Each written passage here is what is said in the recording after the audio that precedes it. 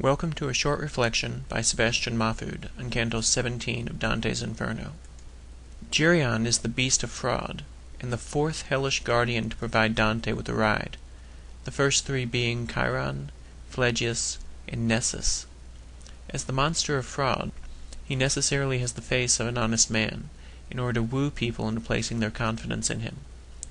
Once on his back, Dante leaves the last vestiges of the bestial, the kinship the lion had with the she-wolf, and enters the realm of the leopard whose spots deceive, sins that are based solely on the corruption of human reason, without the excuse of human passion.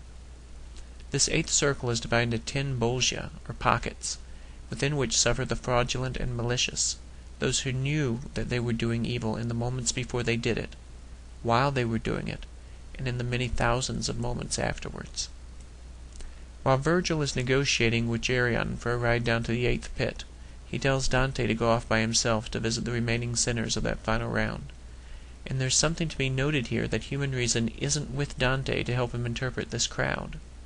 The souls are crouched, with their money bags hanging from their necks, kinsmen of the hoarders of the 4th circle, yet shareholders in the spite of the 5th. They abused art, the grandson of God, in a particular way, which Dante has already explained in Canto XI, since art is meant to imitate nature, according to both Aristotle's Poetics and to his Physics, and nature is God's direct creation. Man, Virgil explained in that canto, was meant to labor and prosper, but usurers seek their increase in other ways.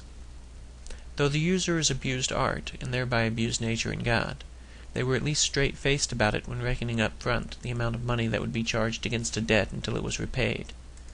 In our world today, a world where we're used to paying 21% interest on our credit card debt, we've reconciled ourselves to the cost of instant loans, and no longer consider usury a sin, as much as it is a demonstration of the economic principle that an increase in demand against a short supply will necessarily cause costs to rise.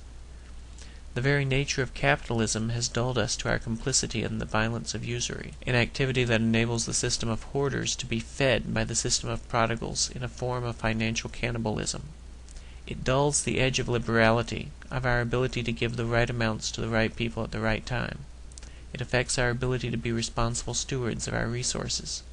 Perhaps this is why the usurers, though violent, are depicted as crouching at the edge of the pit of malice, where the barest nudge might send them plummeting over.